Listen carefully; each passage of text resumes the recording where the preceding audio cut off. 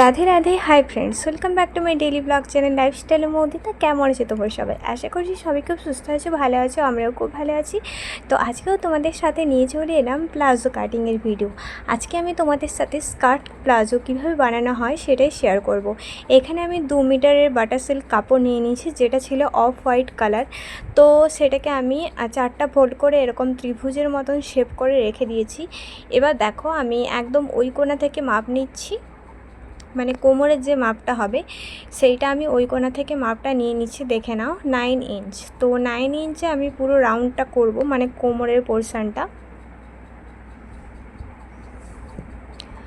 তো এখানে round shape করা হয়ে গেছে, আর ওই রাউন্ড শেপের নিচ থেকে আমি কিন্তু 24 ইঞ্চে একটা দাগ দিয়ে দিচ্ছি। তো ওই 24 ইঞ্চ বরাবর পুরোটাই আমি রাউন্ড শেপ করে নেব এইভাবে।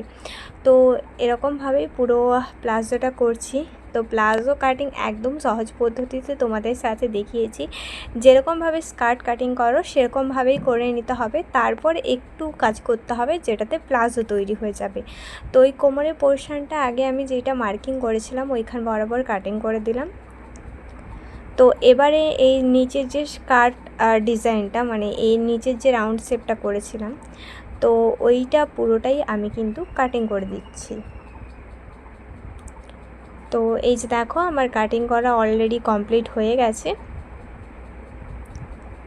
এবারে আমি প্লাজো কাটিংটা করব। তো স্কার্ট কাটিংয়ের পর্যায়টা শেষ, এবারে প্লাজো কাটিং করব। তো দেখো, এইভাবে যেই দিকে খোলা দিকটা রয়েছে সেই দিকটাতে আমি কাটিং করব। এই যে দেখে নাও, খোলা দিকটা আমি দেখিয়ে নিচ্ছি। তো ওপর থেকে 9 ইঞ্চে একটা দাগ দিলাম। তো এরপর সাইড থেকে 3 ইঞ্চে এইভাবে কোনাকুনি করে ত্রিভুজের মতন শেপ দিয়ে আমি রাউন্ড শেপ এরকমভাবে একটা বক্স করে নেওয়ার পর এই যে রাউন্ড শেপটা করে দিলাম। তো এরকমভাবেই যেরকমভাবে মার্কিংটা করলাম সেই অনুযায়ী কাটিং করে দিলি। প্লাজো কাটিং একেবারে কমপ্লিট। আর এই যে আমি তোমাদেরকে ভালো করে খুলে দেখিয়ে দিচ্ছি। এই যে দেখো, আমার প্লাজো কাটিং তো হয়ে গেছে। এবারে আমি স্টিচিং করব। তো ওই যে রাউন্ড শেপ দুটো কাটিং করেছিলাম, মানে 4টা যেহেতু রয়েছিল, মানে 4টা ফোল্ড ছিল, সেটা কাটিং করলে 2টো ফোল্ড হয়ে গেছে, মানে 2টো। আর এই যে দেখো, রাউন্ড শেপ বরাবর কিন্তু আমি যে কাটিংটা করেছিলাম ওই বরাবর আমি সেলাইটা করে নিচ্ছি। এর আগের ভিডিওতেও আমি একটা প্লাজো কাটিংয়ের ভিডিও শেয়ার করেছিলাম, সেটা একদম হাফ প্লাজো, অর্থাৎ খানিকটা ট্রাউজার ডিজাইনটা ছিল। তো এবারে আমি তোমাদের সাথে স্কার্ট প্লাজো শেয়ার করছি। তো একদিকটা সেলাই করা হয়ে গেছে। এবারে দেখো, আমি ওই সেলাই বরাবর আরও এক সাইডটা ফাঁকা রয়েছে, ওই সাইডটাও আমি সেলাই করে নেব সেমভাবে। যেহেতু দুটো দিকেই এই কাটিংটা ছিল, সেই দুটো দিকেই কিন্তু আমি সেলাই করে নিচ্ছি। ফার্স্টে এখানে আমি ডবল সেলাই করে নিচ্ছি। তো এটা আমি বাটার সিল্ক কাপড়ের ওপর করছি, তোমরা চাইলে কটন কাপড়ের ওপরও করতে পারো, যে যার যেরকম পছন্দ। আর আমি যে মাপটা নিয়েছি কোমরের দিকটা ঠিক আছে, বাট তোমরা যদি আরও একটু এক্সট্রা বাড়াতে চাও বা কমাতে চাও, মানে লেন্থটা যেটা হবে, তখন তোমরা একটু বাড়িয়ে কমিয়ে নিতে পারো। এবার দেখো, আমি সাইডটা সেলাই করে নিচ্ছি ভালো করে, মানে পায়ের যে সাইডের দিকটা হয় ওই সাইডের দিকটা আমি ভালো করে সেলাই করে দিচ্ছি 2 পাশ দিয়ে। তো এক সাইড সেলাই করা হয়ে গেছে, এবার আরও এক সাইড সেমভাবে দেখো আমি এই ধারটাও সেলাই করে নিচ্ছি। এটা হচ্ছে মাঝখান বরাবর আর কি। তো যদি কোনো অংশে তোমরা বুঝতে না পারো অবশ্যই কিন্তু তোমরা সেটা কমেন্ট করে জানিও, আমি অবশ্যই তোমাদের রিপ্লাই দেওয়ার চেষ্টা করব।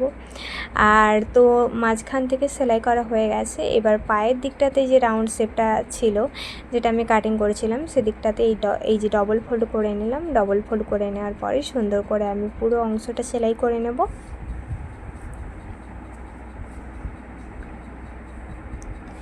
তো প্লাজো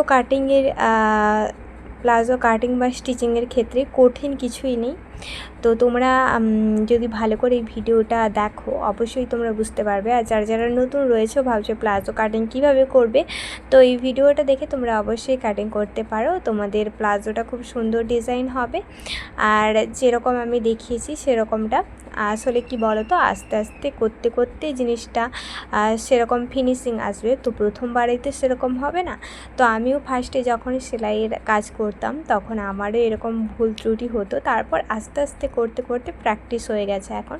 সেরকম সব কাজেই ভালো করে একটু প্র্যাকটিস করলেই সেটা একদম সুন্দরভাবে ফিনিশিংভাবে তৈরি হয়ে যাবে।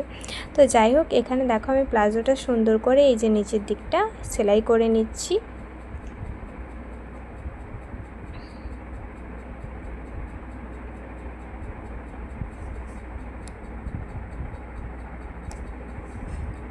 তো এই যে পুরো অংশটা আমার সেলাই করা হয়ে গেছে। এবারে আমি এখানে সুতোটা কাটিং করে দিচ্ছি। তো এবারে দেখো সেমভাবে আরও একটা সাইড আমি পায়ের দিকটা সেলাই করে নেব। তো সেলাই করা হয়ে গেছে। এবার কোমরের দিকে এক্সট্রা কাপড় আমি লাগাবো বেল্টের জন্য। এখানে দেখো আমি 3 ইঞ্চের মতন চওড়াটা ওপর থেকে নিচ পর্যন্ত চওড়াটা নিয়ে নিয়েছি। তো ওখানে আমাকে এই যে এই দিকে 1/2 ইঞ্চ যাবে আর ওপরের দিকে 1/2 ইঞ্চ যাবে, আর রইল বাকি মানে 1 ইঞ্চ চলে গেলে রইল বাকি 2 ইঞ্চ। 2 ইঞ্চের মতো বেল্টের যে কোমরে পোর্শানে যে বেল্টটা থাকবে সেটা 2 ইঞ্চের মতন আমি রাখবো। তার জন্য আমি এক্সট্রা নিয়ে নিয়েছি 3 ইঞ্চ কাপড়, যেটা এই দিকে মানে প্লাজো প্যান্টের সাথে যেটা অ্যাটাচ করবো সেদিকে যাবে 1/2 ইঞ্চ, আর ওপর দিকটাতে 1/2 ইঞ্চের মতন যাবে সেলাই করতে, মানে ডবল ফোল্ড করে সেলাই করতে আর কি।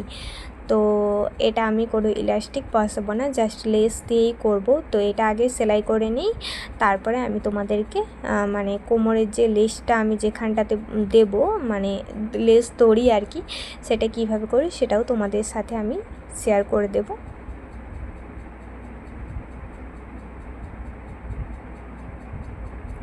তোমরা এই প্লাজোটা অলরেডি দেখে নিয়েছো, যেটা আমি ব্লু কালারের কুর্তির সাথে পরেছিলাম। তো সেই কুর্তিটাও তো আমি তোমাদের সাথে কাটিং এবং স্টিচিং দুটোই শেয়ার করেছি। তখন হয়তো এই প্লাজোটা তোমরা যারা যারা ভিডিওটা দেখেছো অবশ্যই দেখেছো, আর যারা দেখোনি এখনই সেইটা কিভাবে আমি বানিয়েছি সেই টিউটোরিয়ালটা তোমাদের সাথে শেয়ার করে দিলাম। আর এই যে 1/2 ইঞ্চের মতন এই দিকটা মুড়ে নিলাম। মুড়ে নেওয়ার পরে দেখো একটু একটু করে আমি সেলাই করে দিচ্ছি, মানে এটা কোমরের অংশটা এর ভেতর থেকেই লেস দড়িটা যেটা হবে কোমরে বাঁধার জন্য সেইটা যাবে।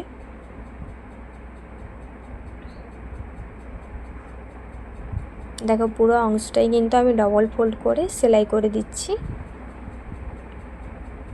ওই অংশের ভেতর থেকে লেসের দড়িটা থাকবে, মানে কোমরে বাঁধার জন্য যে দড়িটা দেব। এবার ওই মুখটার কাছে ভালো করে সেলাই করে দিতে হবে, আর ওই মুখের দুটো পাশে দুটো অংশ ফাঁকা রেখে দিতে হবে, কারণ ওইখান থেকেই যেহেতু দড়িটা বেরোবে, মানে সামনে যখন বাঁধবে তোমরা সেজন্য। আর এই যে ওই মুখের একটু নিচ থেকে আমি সেলাইটা ভালো করে করে দিচ্ছি। আর মুখটা তো সেলাই করা যাবে না, দুদিকে ফাঁকা রাখতে হবে। তো এই তো পুরো কোমরটা আমার হয়ে গেছে। এবার এই কোমরটার ওপর থেকে আমি যেই বেল্টের অংশটা জয়েন্ট করেছিলাম সেটার ওপর থেকে আমি চাপ সেলাই দেবো। তো চাপ সেলাই দেওয়ার জন্য এখানে দেখো কাপড়টাকে সোজা দিকে করে নিয়েছি এবং তারপরে আমি কিন্তু চাপ সেলাইটা সুন্দর করে দিয়ে দিচ্ছি।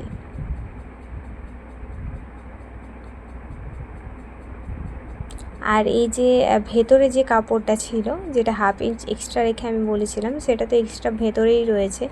সেই কাপড়ের মুখটা কিন্তু এই যে বেল্টের যে কাপড়টা লাগিয়েছি ওটার ওপরের দিকে থাকবে, মানে আমার ডান দিকে ওই কাপড়ের মুখটা থাকবে, আর আমার বাম দিকে দেখো নিচের দিকে আমি কিছুই রাখিনি।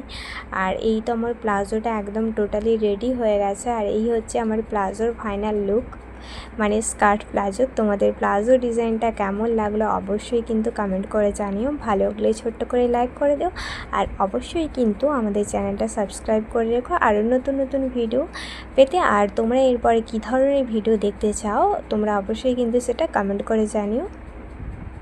তো এই হচ্ছে আমার প্লাজোর ঘের। তো যাই হোক, আজকের ভিডিওটা এইখানেই রাখছি, এরপর প্লাজোর ফাইনাল লুকটা তোমাদের সাথে আমি শেয়ার করে দেব। তো চলো আজকের মতো এই পর্যন্ত, টাটা, রাধে রাধে।